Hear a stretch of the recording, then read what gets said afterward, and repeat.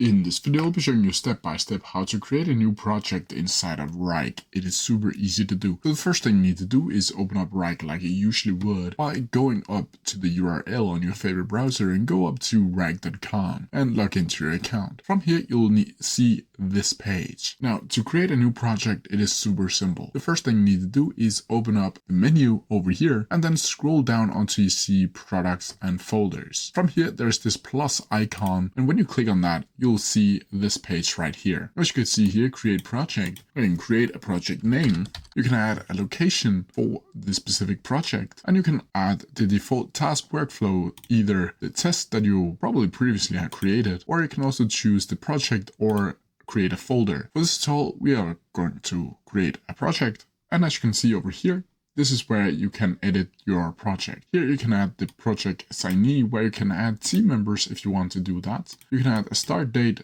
a due date, billing type, where it's either non-billable or billable, and you can add a budget for this specific project. Down here you can choose a default view. All of these are something you can add later, but this will only be where the view will be for the first time you watch it. So let's just choose a table. Down here you can also share it if you want to do that. Either your team members, clicking here and invite them. And from here you need to click create. As you can see here on the menu, there's something called test. And as you can see, this is how it's going to look like. And to create new tables or Kanban boards, Gantt cards, you name it, you need to go up to view over here and just add them respectfully. And that's how you do it. If you have any questions about it, please leave them down in the comment section below and I'll try my best to answer them as quickly as possible.